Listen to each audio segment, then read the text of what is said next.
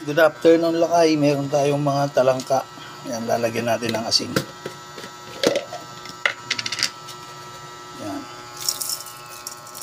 Yan, asinan natin tapos sasabawan natin. Lutuin natin para maghalo yung alat. Yan. Tapos lutuin natin. Ayan lakay, may asin na yan. Baka umalat naman. Tapos lagyan natin ng konting tubig. Tapos lutuin na natin.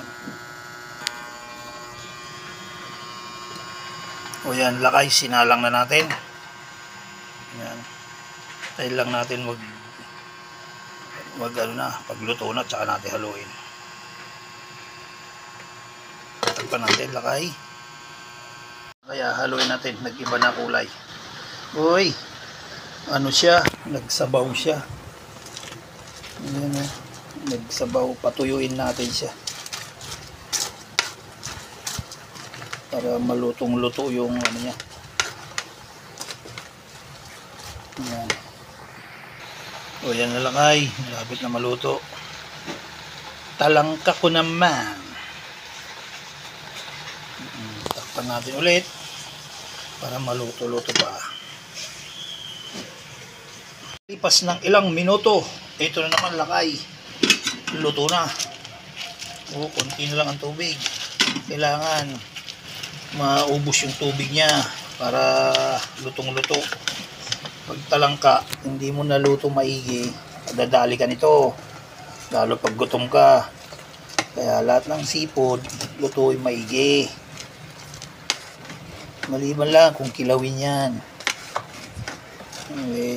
Siguro naman pag nagkilaw ka, kailangan busog ka.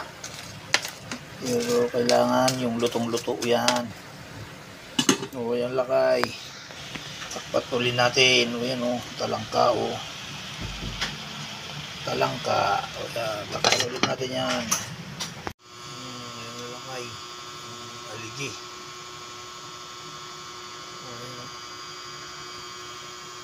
Mga aligi Ayan aligi, yung talangka. Ayan lang ay ang luto ng talangka. Sarap yan sa suka. Ayan aligi niya Ayan